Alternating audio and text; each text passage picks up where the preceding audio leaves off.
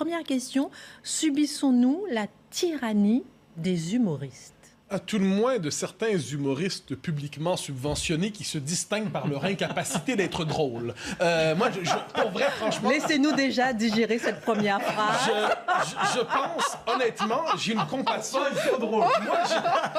Je confesse une véritable compassion pour les animateurs de France Inter, par exemple, qui doivent chaque jour faire semblant de rire devant des gens qui ne sont pas drôles du tout. Mais il faut quand même... C'est du travail. Ils sont bien payés, mais ils sont bien payés pour de bonnes raisons. Parce que pour rire devant Sophia Aram, par exemple, il faut du courage. Il ne faut pas hésiter devant le ridicule. De même pour Mme Von Honecker. Quelle est la fonction, si on décide de réfléchir un peu à la fonction de l'humour, normalement, dans une société, c'est de rire des puissants, de désacraliser la puissance spirituelle du moment, de révéler l'absurde derrière les fausses évidences.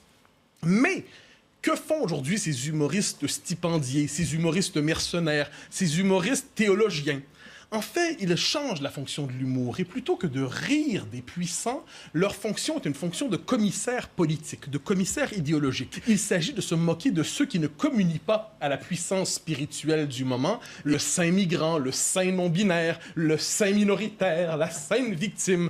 C'est la puissance religieuse de notre époque, c'est la nouvelle figure messianique, c'est la figure christique. Toi, l'exclu de l'Occident, viens nous sauver, ajoutons une majuscule à ton titre. Bon, tout ça est assez lassant quand même. Or, cette brigade d'humoristes qui sont payés comme des commissaires politiques, en fait, qui ont pour fonction de lancer la meute sur celui qui pense mal.